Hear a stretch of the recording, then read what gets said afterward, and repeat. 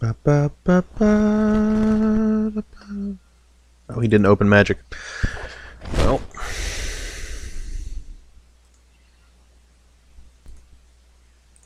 Hey there, guys. This is Co Host Lackey number 2 here with I'm going to be forefront. This is a deck tech. And this deck, not gonna lie, not gonna say it's good. Not gonna say it's good. It's like tier 2 to 2.5, possibly even a 3, if you feel like being cruel. But this is a black-red mid-range control deck for Modern. Now, here's a rough list. You can see pretty standard, just solid cards. There's 2 Fatal Push for early removal, 3 Lightning Bolt to help also with the early removal, 5 hand disruption spells in like 1-drops in the main deck for early disruption. We'll go on a quick overrun after getting a full list. There's 2 Terminates and 2 Dreadbores, 2 Sweltering Suns, which is just an early sweeper with cycling, so it's never terrible. 2 Underworld Connections, which does this right here, Channel Land. The land has tap, pay a life, draw a card. 2 Liliana of the Veil, 1 Hero's Downfall, 1 Chandra Pyromaster, 2 Kalidas Trader of Get, which is something good old Noble Troll loves to play.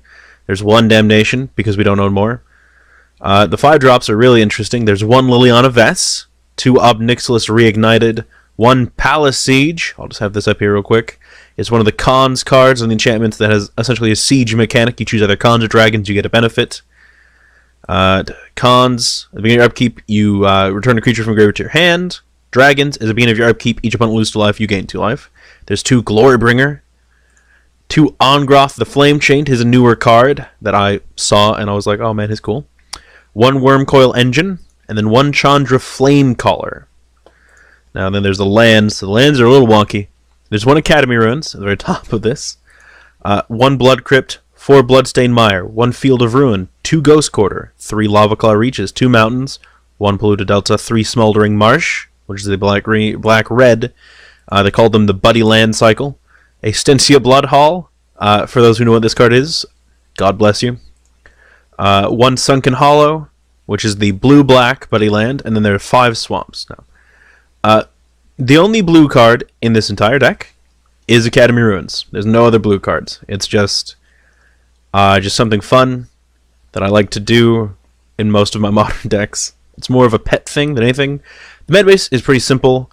I thought about playing more Field of Ruin effects, like more Ghost Cords or whatever, but when you're playing a already colorless land that doesn't do any of those things, and taps for colorless, and then also Academy Ruins, you're already stretching a little bit on what your lands can do, which is why there's the Bloodstained Mire, the Blood Crypt. Blood Crypt is just an early or late land that can always enter untapped, but with 7 basics that you can fetch, Smoldering Marsh, those are actually very useful because they enter untapped when you play Underworld Connections and pay a bunch of life with Obnixilis. It's very valuable to not lose your life. The 1-drops are pretty simple. An early hand disruption package can be good against a lot of decks, can help you dismantle them long enough to just get your engine going. The early removal is just to survive, or in the later game just kills dudes. Terminate is just a solid destroy any creature at instant speed, which is a big deal, and they can't be generated. Every now and then that matters. Dreadbore, this is more of a nod to Jace the Mind Sculptor being a good card, especially against this deck, and just any Planeswalker that exists. It's a sorcery speed version of Terminate, but it destroys any creature Planeswalker for black-red. So just solid card. Sweltering Suns. I wanted a sweeper. That was 3 mana. That's not just Bontu's Reckoning from Standard. But I wanted it to be able to do something else. Sweltering Suns can potentially be a sweeper, or it just draws a card in terrible matchups.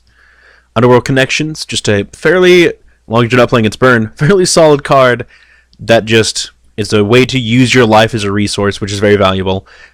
And I play it because, while Field of Ruin is a good card from opponents, having a choice is a big deal. Things like Phyrexian Arena, just do it every turn. Much like Bitter Blossom, you do not have a choice. And once you get to a low enough to, especially against burn, this card's actually more playable, because you can choose whether or not you want to take the risk of drawing a card. Liliana the Veil is just a solid 3-mana Planeswalker. One of the best cards in Modern. Don't really need to go wise here. Hero's Downfall. I wanted an instant speed version of Dreadbore. I wanted a Vraska's Contempt, but 4 mana is a big difference in Modern versus 3 mana, where this can, like, if you're on the draw, if they play a Jace, you can kill it at their end step versus on your next turn by tapping out again. Chandra Pyromaster is actually a fairly good card. Doesn't see a lot of play. There is Torch of Defiance, which is the 4-drop Chandra with 4 abilities. Not gonna lie, it is way better than this one most of the time. This almost always. 100%.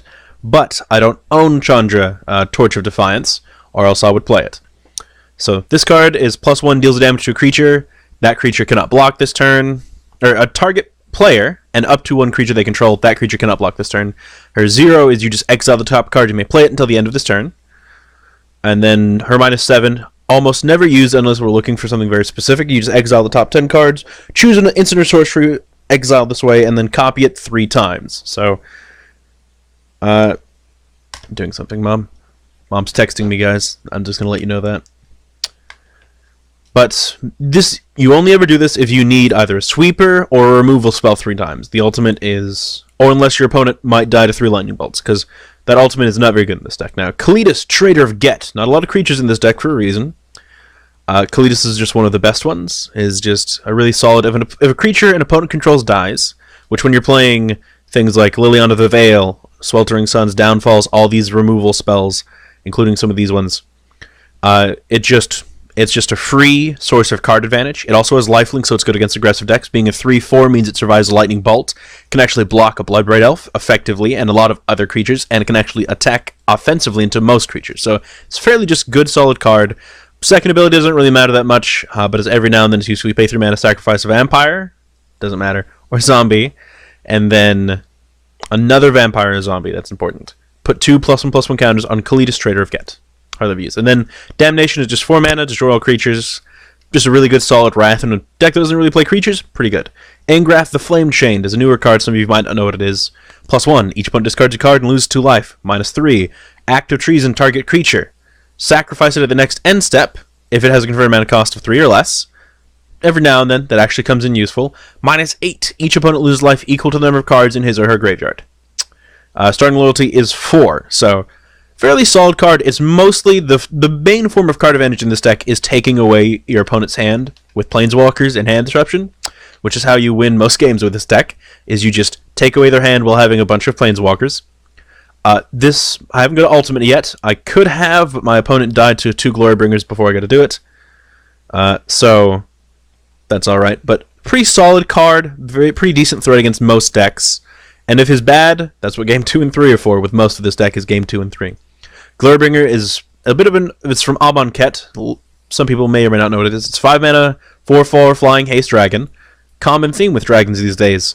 I don't remember if it's a mythic or rare, but let's see if I can find out. You may exert it when it attacks, which means when you exert a creature, it does not untap during your next untap step.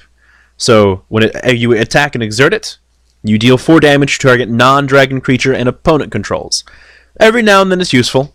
It's a creature that is aggressive, kills Jaces and Bloodbraid Elves and pretty much most creatures, including Thought-Knot Seers from Eldrazi decks, and it's just a big, flying, hasty threat that's hard to deal with these days, being Lightning Bolt going up in favor, Fatal Push also being a big thing in Abrupt Decays, because Jund is picking back up. This card dodges all of that entirely, so these days, a little bit harder to deal with, which I like. There's Palace Siege, we talked about earlier. This card is a card I have learned is not terrible, from Noble Troll, who has killed me with this card multiple times in a black-white control deck. In the grindy games, this card is very good. If you get to this against a burn deck, eventually they will just be unable to kill you.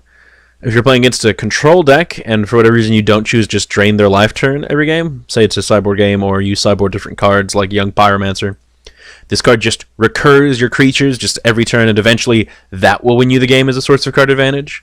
So just all around a decent card. Not great against a lot of decks, but it's never terrible. Not really unless they're an uninteractive combo deck. There's Obnixis Reignited, a 5 mana Planeswalker from the new Zendikar. +1 you draw a card and lose life, which is Underworld Connections. -3 is destroy target creature, and then -8 target opponent gets an emblem with whenever any player, which is a big deal, draws a card, you lose 2 life.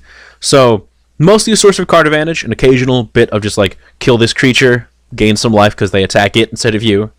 The -8 will win you the game because it's just, unless your opponent can kill you pretty quickly, it's guaranteed 4 damage every turn. Marring if you still have him in play and he can plus and draw cards, Underworld Connections, which draws cards, etc., etc. And then 1 Liana Vest, older card. I don't remember the actual original set, but +1 target player discards a card. Common theme on most of the Planeswalker in this deck. -2 tutor for any card, shuffle your library, put that card on top of it, so you don't get it for a turn, unless you have Chandra Pyromaster in play, you can draw a card. Or -8 is you reanimate all creatures in any graveyard and put them on the battlefield under your control. Mostly it's the minus and plus. If you get to use the ultimate, you'll win the game, if you're using it anyways, for the most part. Just a very solid threat as far as cards are concerned, and again, most of what this deck is trying to take away your opponent's resources while you continue to progress yours. There's one Worm Coil Engine. This combos with the Academy Ruins. It's also just, unless you're playing as Path to Exile, which is just good against this deck, it's a 6/6 Death Touch lifelink for 6 colors. When it dies, you get a 3/3 that has Death Touch and a 3/3 that has lifelink. Both are colors artifacts. Just a solid pain in the butt for so many decks, and it is actually really good win condition because it's just really hard to answer. And even when they answer it, there's still 2 things left behind that you get to use. And then the final card is Chandra Flamecaller, a 6-mana planeswalker. I want to say from Zendikar as well. It's +1, makes 2 3/1s with haste. You exile them at the next end step, which can matter against, depending on if you're playing a Blood Artist deck or something. But that was more of a... I'll probably just cut this out in the recording. Sorry, guys. Anyways, 0 ability. Discard your hand, draw that many, +1. So even if you have 0 cards, you can just 0 to draw a card. Not as good as drawing 2 cards or 3 cards or 4 cards, but a solid... If your hand is terrible, you get a whole new one, and even better because you get an extra card. Or if you're just top decking, playing cards off the top, you can still draw more cards. Just a very solid card. And then -X deals X damage to each creature. A solid Wrath effect, usually, starting at 4 loyalty. Being at 6 mana, depending on what you're playing against, it might not be a Wrath immediately. So sometimes she'll just be there to kill a creature or 2, and then gain you some life when she takes the hit for you, much like Obnixilis now. There's the main deck. A little weird, a little wonky, and it's fun to play. But the sideboard. Haven't really hammered it out yet. If you want to play this deck competitively, which I don't recommend, unless you really enjoy it. This is a great FNM deck, as long as your FNM isn't a bunch of Tron decks. This deck is great and really fun. There's one Relic of Progenitus and one Spellbomb as graveyard hate. I thought about Leyline of the Void, but both of these say draw a card, and your graveyard, unless you're playing Palace Siege on creatures, has no effect on the game with this deck. So your graveyard is unimportant. So it doesn't matter particularly which one. Relic is pretty good when your graveyard doesn't matter, but being able to just have this for 1 mana to play and not have to pay a mana to exile can make a difference against certain decks. It can be the difference between being able to play a card and hold it up or not, which every now and then matters. 2 more Thoughtseize, just early hand disruption against control decks and mid-range decks. As control decks is one of the worst matchups aside from uninteractive combo decks for this deck, because Counterspell is an abysmal for a deck that all your threats cost 4 mana and up. There's one more Wrath and Anger of the Gods, just another early sweeper. Occasionally, when you're playing against like Counters Company, Kitchen Finks decks, things like that, exiling creatures that this dies to is a big deal. It doesn't have cycling, which is a downside, but the potential upside is why it's there. Liliana of the Last Hope is very specific. This is for control decks and then aggressive decks that the plus matters. It's not a great card in this deck, but it's decent. +1 is... Most people know what this does, but for those of you who don't know, up to 1 target creature gets -2/-1 until your next turn, which is just the start of your next turn. -2 is you mill 2 cards, and then you may return a creature card from your graveyard to your hand, which can matter against control decks as a way to recur creatures without using Palace Siege's mode of just recur creatures. And then -7, you get an emblem with, at the beginning of your end step, create X plus X 2/2 black zombies, creature tokens. X is 2 plus the number of zombies you control. If you ultimate this, as long as you stay alive, you will win the game. I've seen no deck actually recover from this ultimate that's not just some kind of degenerate combo deck. So, control decks and mid decks cannot be that ultimate unless they manage to kill you through it, which is very difficult for most decks. So, just a solid card. Not the greatest in this deck, whereas like in Jund, you can recur Tarmogoyfs and things, but it's pretty solid. 2 Slaughter Games, just a 4-mana uncounterable way to just memoricide a card and just gets all copies out of their hand, graveyard, and library. It doesn't have anything in play, which is a downside, but against control decks, when you need to hit something like Cryptic Command, Jace the Mind Sculptor, one of their win conditions, it is very specific with a non-land though, so you can't name Celestial Colonnade. It's just a way to tear apart, again, a resource of their deck, and a lot of it, whether it be Snapcaster Mage if you want to do that. It's just a solid 4-mana, answer a card without having to worry about it for the rest of the game. Sometimes you draw it late and it's horrible, but it's also one of the few ways this deck has to deal with degenerate combo decks by naming Sorry, just one of their combo pieces. Now there's also one Olivia Valderin. This is a bit old card used to see playing Jund. 4 mana, 3/3 flying. Vampire dies to lightning bolt. Dodges half a fatal push. Dodges abrupt decay entirely. Fairly good card. Has 1 in a red. Deals damage to another target creature. That creature becomes a vampire. She gets a +1/+1 counter. And then she has 3 black for 5 mana. Gain control of target vampire for as long as you control Olivia. This is mostly for aggressive decks, especially Affinity. This picks off most of the creatures. Anything that survives, you can take, because aggressive decks, for the most part, if you get to untap with her, unless they're playing 4 damage to creatures, this card will survive, especially after game 1 when you play almost no creatures. So this card has won me a pretty big amount of games playing this deck so far, and it's really fun just to play her again. Crumble to Dust. This is specifically for Tron. You can bring it in against control to hit lands, like Celestial Colonnade, which can be a problem, or just whatever other card you want to hit. If you get a chance, for whatever reason, to hit a fetch land that hasn't been cracked yet, like they played an Ouroborg and tapped their land, by all means. But this is mostly for Tron. You hit a land, you exile all copies of it from their deck. It's also a colorless spell. Don't know if that matters in Modern too much, but just 4 mana, kill a Tron land for good. Gives you an actual shot at winning the game. 1 Batterskull. This is pretty much for every matchup.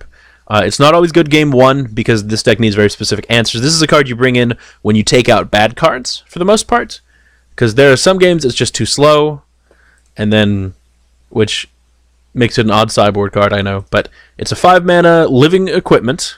It enters with a 0/0 germ attached to it, which means that the germ survives as long as it's attached to it. Equipped creature gets +4/+4, vigilance, and lifelink.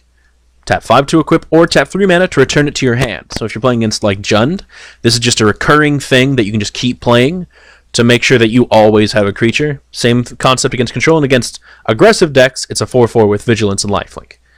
Or whatever you equip it to. Say you get equipped to a Glorybringer because degenerate.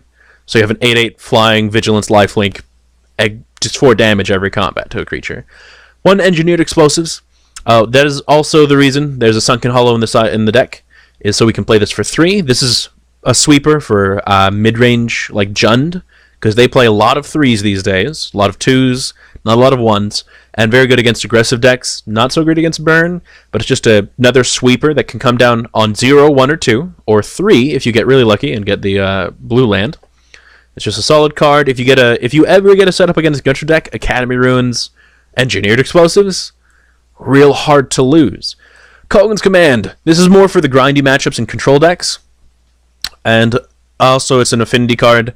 It's because there's in black and red, unless you're playing something, which I might just eventually sideboard this out. I might change this sideboard if I continue to play this, something like Bifrost, which is just destroy artifacts. This card is for most matchups that are not affinity. Any aggressive deck that's affinity or artifact based, grindy matchups or control decks this comes in against. Does not come in against Burn or highly aggressive decks like Zoo. But this is the deck, and I believe this is Noble Troll has set up a new thing of recording. He has the Blipply Dupe, where you can find all of our things, or at least him, in the description of this video, hopefully. And then there's going to be, where can you find him? He is Noble Troll is I think his @Pearsall's blog on Twitter. He has a blog of some kind. I'll have him.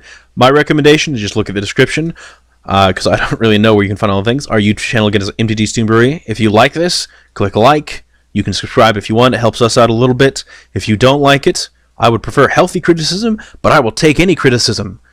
I probably won't read it if it's nasty, but if it makes you feel better, by all means, write it. But you can find me at, I want to say, Zane Pearsall on Twitter. Co Host Lackey #2 at Zane Pearsall. I'm pretty sure that's right. I haven't checked my Twitter in a while. If you try to message me on there, I probably won't get it anytime soon. I've been trying to get better with my social media skills of just checking it, not really doing anything on it, just checking it. So if for whatever reason you have a message, try it on Twitter. If I don't respond in like 2 days, let's be honest, if I don't respond to you in like a day or so, try a YouTube comment or sending it to Josh. I'll have to edit that out. I'll have him edit out. At Pearsall's blog, or Noble Troll, at Noble Troll, at Pearsall's blog on Twitter.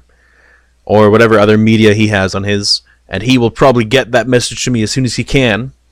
That is the deck tech and the sideboard. We are going to be back. I'll have him edit this down. And we're going to be back with some real games of Magic in a play lobby, because I can't afford to play this deck in a league.